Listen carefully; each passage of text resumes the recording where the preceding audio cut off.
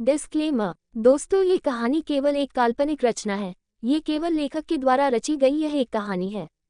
इसका वास्तविक जीवन से कोई भी संबंध नहीं है। कृपया आप कहानियों को केवल मनोरंजन की दृष्टि से ही सुने, और साथ ही अगर आप इस चैनल नॉवल स्टोरी 2.6 पर पहली बार आए हैं तो चैनल को सब्सक्राइब और वीडियो को भर भर लाइक करना ना भूलें। धन्यवाद। एपिसोड 5। गार्ड बाहर चारों तरफ फैले हुए थे। अंदर भी 10 से 20 गार्ड रुके हुए थे। ललित ने पेपर साइन करके वापस रख दिए। अपूर्व के चेहरे पर डेविल स्माइल आ गई।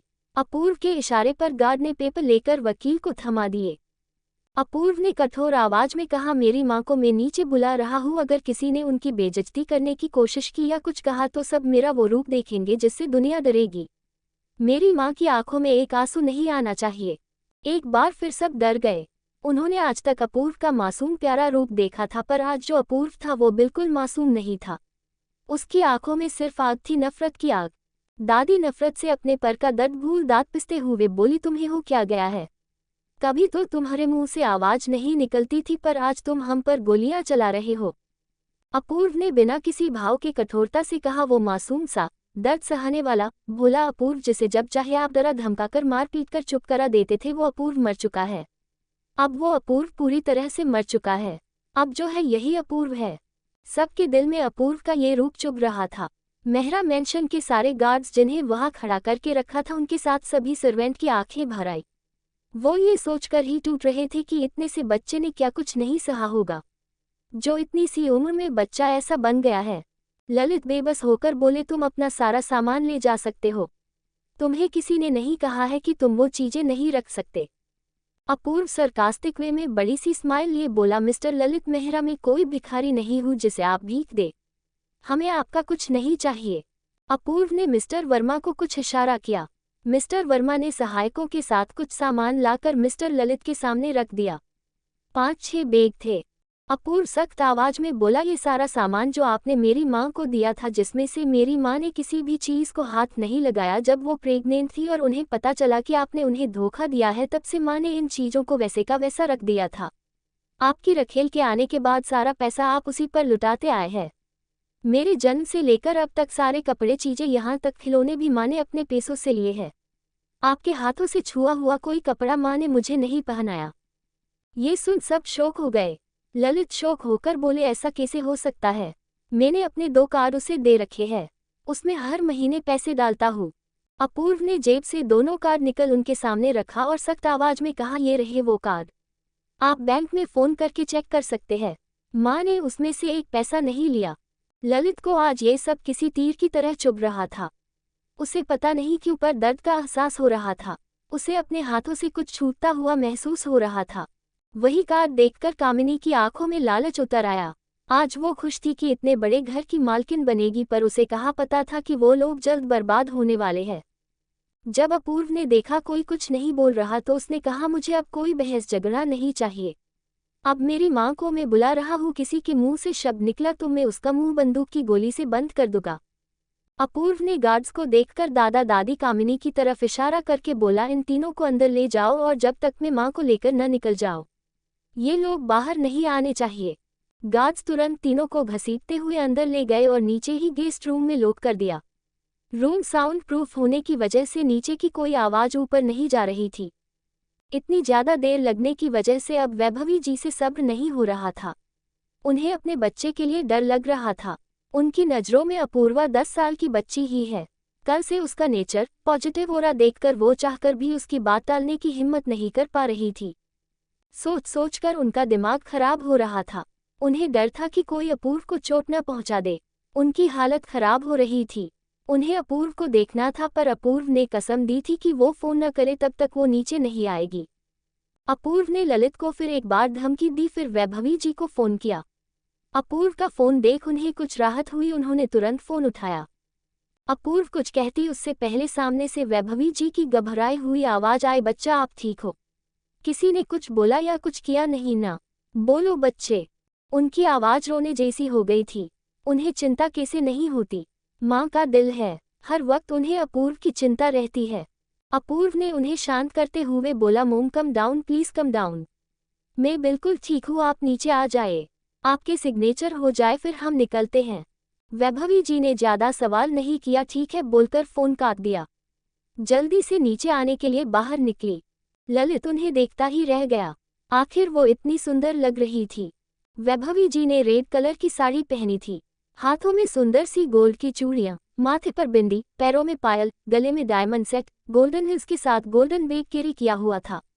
बालों को कल करके कल्चर लगाकर खुला छोड़ रखा था। वो स्वर्ग से उतरी हुई अप्सरा लग रही थी। अपूर्व ने अपनी माँ को देखा तो देखता ही रह गया। उसकी माँ इतनी सुंदर लग रही थी कि उनके सामने हीरोइन भी फेल हो जाए। अपूर्व का ध्यान ललित पर गया। उसने देखा कि वो कैसे उसकी माँ को घूर घूर कर देख रहा है तो उसको गुस्सा आ गया। अपूर्व ने धीरे से उसके नजदीक झुककर गुस्से से दांत पिसते हुए बोली, अगर मेरी माँ से नजरें नहीं हटाई तो मैं तुम्हारी आंखें नोच लूंगा। ललित ने ऐसे भयानक आवाज सुनी तो तुरंत नजरें हटा ली।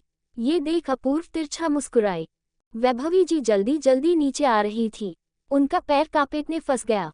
ये देख ललित उन्हें संभालने आगे बढ़ा, पर वो छू पाता उससे पहले ही अपूर्व ने वैभवी जी को संभाल लिया। अपूर्व इतना डर गया था कि उसके अपनी ही माँ को गुस्से में डांट दिया, माँ ये क्या हरकत है, कहा था ना मैं ठीक हूँ, आप फिक्र मत करना, अगर आप गिर जाती तो। अपूर्व कुछ देर पहले जो डरावना दिख गया था, उसका पूरा खतरनाक ऑरा खत्म हो गया था। उसके चेहरे पर चिंता के भाव थे। वो हद से ज्यादा परेशान था। वैभवी जी अपूर्व को अपूर्व की इस हरकत पर प्यार आ रहा था। वो समझ रही थी कि अपूर्व कितनी डर गई है। वैभवी जी ने प्यार से बाहों में भरकर बोली, मेरा बच्चा आपके होते हुए माँ को कुछ नहीं हो सकता, आखिर मेरा हीरो मेरा बेटा है ना। अपूर्व मुस्कुरा दिया, उनकी बाहों में छोटे खरगोश की तरह समा गया। ये देख ललित जी को वैभवी जी से जलन होने लगी। अपूर्व ने उन्हें कभी इतने प्यार से गले नहीं लगाया था। अपूर्व अपनी माँ से अलग हुआ। वैभवी जी की नज़र दे से ही ललित जी पर पड़ी, उनकी आंखों में नफरत ने जगह ले ली। ये देख ललित जी के दिल में टीस उठी। अपूर्व ने वैभवी जी का हाथ पकड़ा, सोफे पर बिठाया, सिग्नेचर करने के लिए कहा। उन्होंने अपने हाथों में रखे डाइवोर्स पेपर को एक नज़र देखा और बिना किसी भाव के साइन कर दिया। अपूर्व ने वो पेपर वकील को दे दिया। आधे गार्ड्स और वकील के साथ अपूर्व ने वैभवी जी को कार में भेज दिया। वैभवी जी अपूर्व को अकेला नहीं छोड़ना चाहती थी, पर उनका अपूर्व के सामने कुछ नहीं चला। वो गार्ड्स को वहीं रख चली गई। उन्हें पता नहीं क्यों अपूर्व पर आंख बंद करके भरोसा करने का दिल कर रहा था। उनके जाते ही अपूर्व का ऑरा ठंडा और खतरनाक हो गया। अभी अपूर्व माँ के सामने था, वैसा मासूम बिल्कुल नहीं था। अपूर्व ने नफरत से ललित को देख कहा, आज मेरी माँ को नजर उठाकर देखने की गलती की दोबारा मत करना, वरना जीने लायक नहीं रहोगे। कुछ देर रुककर अपूर्व अपनी बात जारी रखते हुए भयानक आवाज में बोला, आज मैं जा रहा हूं, पर याद रहे मिस्टर ललित मेहरा, आपकी बर्बादी मेरे हाथों से ही होगी। आपको बर्बाद कर दूंगा मैं, इस हद तक कि मौत की भीख मांगेंगे मुझसे। मेरा यानी अपूर्व वैभवी राठौड़ का आपसे ये वादा है। अपूर्व अपनी बात कह के तुरंत बिना पीछे मुड़े निकल गया। उसके पीछे गार्ड्स भी चले गए। हॉल बिल्कुल खाली हो गया। अपूर्व के जाते ही ललित जो हिम्मत जुटाकर खड़ा था, उसकी हिम्मत टूट गई। वो जमीन पर गिर पड़े। अपूर्व कार में बैठा। उसने अपनी माँ के साथ ब्रेकफास्ट करना शुरू किया। उन्होंने सुबह से कुछ नहीं खाया था। वैभवी जी आज चैन की सांस ले रही थी। उन्हें वो घर जेल जैसा लग रहा था। वो प्यार से अपूर्व के सर पर हाथ फेरने लगी। एपिसोड 6। अपूर्व ने अपनी माँ को कार में बिठाया। आज वैभवी जी के दिल में सुकून था। दिल के किसी कोने में अपनी शादी टूटने का दर्द भी था, जिसे उन्होंने इग्नोर कर दिया। वो अच्छी तरह से जानती थी उस घर में वो कभी खुश नहीं रही और न ही उन्हें कोई खुशी मिल सकती थी। उनके बच्चे की जान को खतरा था। वो वहाँ कैसे रहती। अपनी बेटी को देख आज वैभवी जी के दिल में सुकून था कि उनकी बेटी को अब दुनिया की कोई ताकत नहीं हरा पाएगी। साथ ही उन्हें दर्द भी हो रहा था कि उनके इतने से छोटे बच्चे को क्या क्या सहना पड़ा। वो ये सब सोचते हुए अपूर्व के साथ गाड़ी में ब्रेकफास्ट कर रही थी। उनकी गाड़ी न्यू टेक्नोलॉजी से बनी थी, जिसमें सारी सुविधा थी। वो कार कस्टम मेड थी। उसकी कीमत करोड़ों में थी। वो हंसी खुशी बातें कर रहे थे। उनकी कार आगे बढ़ रही थी। उनकी कार 1 घंटे बाद प्राइवेट इलाके में दाखिल हुए। ये पूरा एरिया सिर्फ राठौर फैमिली की प्राइवेट प्रॉपर्टी थी। राठौर मेंशन से 5-5 किलोमीटर तक गार्ड्स फैले हुए थे। ये सब उनकी सेफ्टी के लिए था। आखिर वो एशिया के सबसे अमीर दूसरे नंबर पर आने वाले व्यक्ति थे। अब आप सब सोच रहे होंगे कि दूसरे नंबर पर क्यों, तो फर्स्ट नंबर पर हमारे हीरो होंगे न, वैसे हीरोइन भी टक्कर की है तो हीरो भी तो होगा। गेट के अंदर लगभग 3 से 4 किलोमीटर के बाद मेंशन आता है। दे से ही कार आकर रुकती है। गार्ड उनके लिए दरवाजा खोलते हैं। अपूर्व बड़े स्टाइल से बाहर आता है और दूसरी तरफ जाके वैभवी जी के लिए दरवाजा खोलकर अपना हाथ आगे बढ़ा देता है। ये देख सभी गार्ड्स और सर्वेंट जो उनका स्वागत करने के लिए खड़े थे, सबकी आंखें शौक से बाहर आने को थी। सबके दिमाग में यही चल रहा था, इतना छोटा बच्चा और इतनी ज्यादा समझदारी और मैच्योरिटी कैसे। वैभवी जी ने मुस्कुराकर अपना हाथ अपूर्व के हाथ में दिया और स्टाइल से बाहर आई। अपनी मैडम को ऐसे देख सब शौक थे। वो लग ही इतनी सुंदर रही थी। उसके साथ अपूर्व होना ऐसा लग रहा था मानो राजकुमार अपनी माँ के साथ प्यार से चल रहा हो। अपूर्व का ऑरा ही इतना पॉजिटिव था।